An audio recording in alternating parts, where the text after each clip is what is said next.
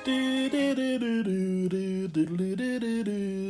screen time, and thank you for subscribing for daily Pokemon Sleep Row tomfoolery. It is Strategy Saturday, but we find ourselves in the middle of a 2-week-long event. And I've kind of already covered the strategy for the event, so we're going to look ahead to after the event. But because next Saturday we'd be looking for after the event, we're not going to be looking at post-event specifically. We're going to go ahead and look at what might our goals be for the rest of the year. And I know what you're thinking, isn't that a little ambitious? Well, maybe, but I also think we could reasonably speculate what all of the events through the end of the year are, so why not talk about that reasonable speculation? And you're going to hear me say that word so much that it becomes annoying. Reasonable speculation, reasonable speculate, reasonable speculating, reasonably speculatorio. And that is because, disclaimer, what do I know? I'm a player just like anybody else, so I offer these things as my opinions and my observations, but if I'm wrong, oh well, sorry for wasting 4 minutes of your time, I guess. First, let's talk about if our strategy for this week is being successful. Well, our goal is to get to Master 3 by the end of Sunday, and I feel like that goal is still very achievable. So we're just going to keep playing it out, and if we make a mistake, we'll learn from it, but we'll only be out 1 Grubbin incense. Although that is the most valuable incense we could get right now. And largely next week, we're going to run the same strategy, the same team that you've been seeing on my screen all week, rotating out a couple of ingredient Pokemon periodically.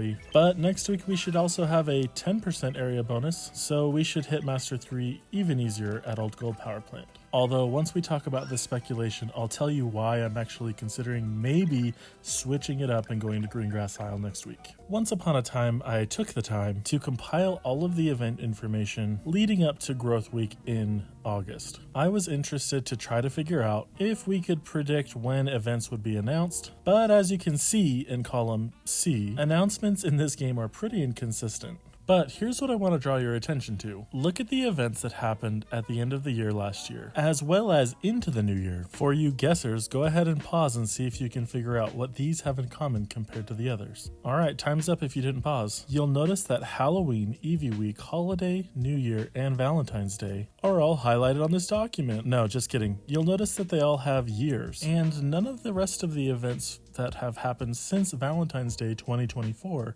have a year associated to them. So I think that we could reasonably speculate that this year we would see an event called Halloween 2024, followed by an Eevee Week 2024, Holiday 2024, New Year 2025, and Valentine's Day 2025. Now, of course, it could be that they just started naming them with years and then decided that they didn't want to stick with that. But like, come on, you're not going to do a Halloween event every year. You're not going to do a holiday event every year. You're not going to bring back Witch Hat and Holiday Hat Pikachu. People are just going to have those deck spaces empty forever? I think not. Poster child Pikachu has to make those comebacks. So again, part of our reasonable speculation, Pikachu sleep styles that are special gotta come back. There are official Dex entry slots for those, and some players weren't playing back then. Okay, so here's what I think the whole end of the year might look like. I think Halloween will happen during the week of Halloween. I think Eevee Week will cover the week of Eevee Day. I think the holiday event will happen over Christmas, and the New Year event will happen when New Year happens. And looking a little farther out, I think Valentine's Day event will happen when Valentine's Day happens. I know, crazy talk over here. No, it's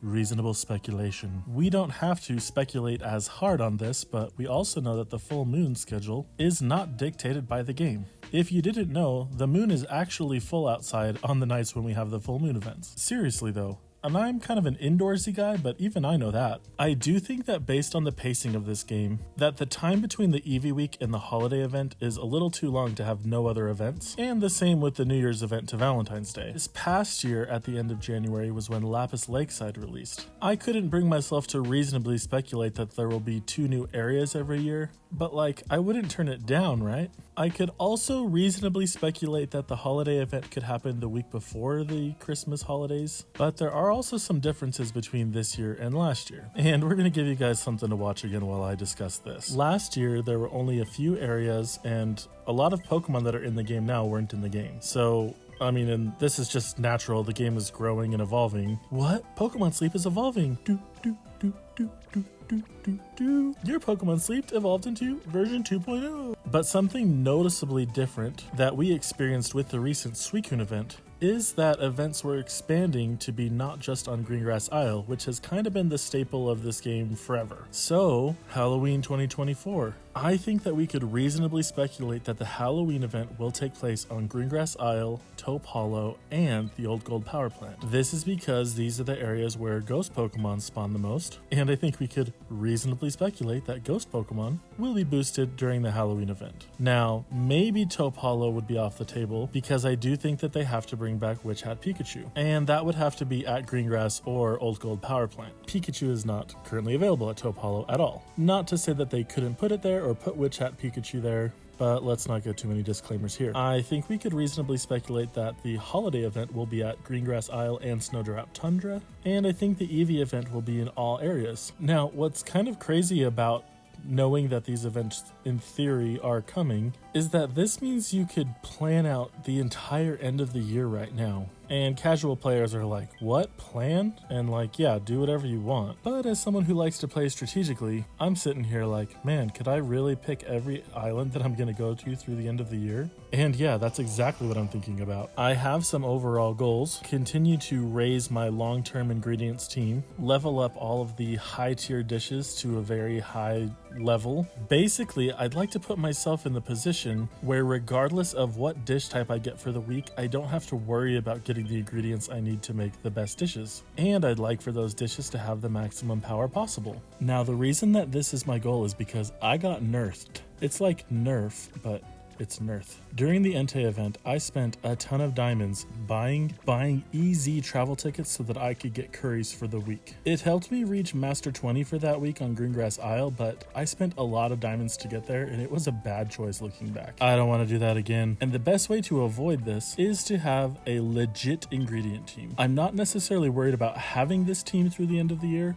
but I'm hoping by the time the next legendaries are announced and we have those kinds of events that I have this in place. So I'm trying to figure out which area or areas I want to get up to that level 75 area bonus. And I'm thinking Greengrass Isle, because definitely events will be happening there, so I might as well have it maxed out, and either Cyan Beach or Taupe Hollow. But it all depends on when I get a Grubbin, because I'm going to want to be leveling up these new coffee dishes as well. Which is why I'm considering maybe week 2 of the event I should go do at Greengrass, because then I would get the area bonus there up to 75 just a little bit quicker, and I could throw one of my lousy Grubbin on the team for a little while just to unlock coffee, and then rely on Vaporeon to produce coffee. Now, it's not reliable, but the coffee dishes also are going to level up faster than others, so I'm less worried about grinding those specifically. Anyway, I guess we'll see what happens the next couple days and where I decide to go Monday morning, and for sure we'll talk more about it next Saturday. But we gotta start talking about session 439 here. For my own personal journal, last night was the night I stayed up a little bit to help my wife prep for her shop, and then I spent the whole day in the car, running errands, running around with my kids, taking care of things, which is also why this video is going to be posted way later today than usual. Turns out I do have real things going on in my life and not just this game. Alright, new sleep style, Aron atop belly, and we already know that there is a Magneton, Butterfree, Diglett, Eevee, and now we also see Dedenne and Pikachu as we roll through the photos. We're not guaranteed a hungry because we don't have a good camp ticket running, so most likely I'm going to be going for this Aron. If Dedenne or Pikachu are hungry, I would definitely be looking at them. But although I was feeling generous yesterday, I'm back to feeling stingy, and get ready to watch Aron just take off. Whoop. Seriously, it's like a little spaceship, and it looks like he's plinking. It's so cool. Great to see you, Aron. Hope you're a 3-meat treat, because that's what we want. Do you know how to tell if a Snorlax is friendly or not? You can tell like this. Oh, hey guy, what's up, man? Okay, no hungry, so we're definitely just going for Aron right now. Sorry everything else. I was too generous on some duds the other day. Be generous with you. And not that I am associated to this game other than that I love it and I make YouTube videos about it, so like I don't get anything for saying this, but this is the value of the premium biscuits. Sorry, I mean the premium pass. The value is the premium biscuit. The fact that you can basically guarantee catch a basic Pokemon every day with 5 pips, 4 from the biscuit, 1 with a regular Pokebiscuit, no risk of getting all full. That is the value of the premium pass. So if that sounds appealing for you, that's the reason to consider the pass. Everything else after that I just see as a bonus, and that's my opinion. Okay, so I didn't mention it earlier, but 8,000 of these Dream Shards are coming from that Aron atop belly alone. When it comes to Dream Shards, this guy's not kidding. Aron. Beans, beans, beans, beans, beans. Oh, wrong kind of beans. I should have been saying beans, sausage, beans, sausage. Oh, why did I do that? Oh my gosh, no. Don't be good, don't be good. Oh no, 2 ingredient finders. No, we just want triple sausage. Listen, Aron, if you want to be the best, you got to beat the best. And you can't beat Charizard with these things. Our Charizard is too good. Aron, you have to get the beans. You just have to. Well, thanks for watching all the way through to here. Let me know if you have opinions about the end of the year. Is my speculation actually reasonable? Do you see this differently? And are you the kind of person that's going to be planning out the whole end of the year like I am? Or am I just absolutely insane? But that's why you're here, so let's do this again sometime. Happy researching.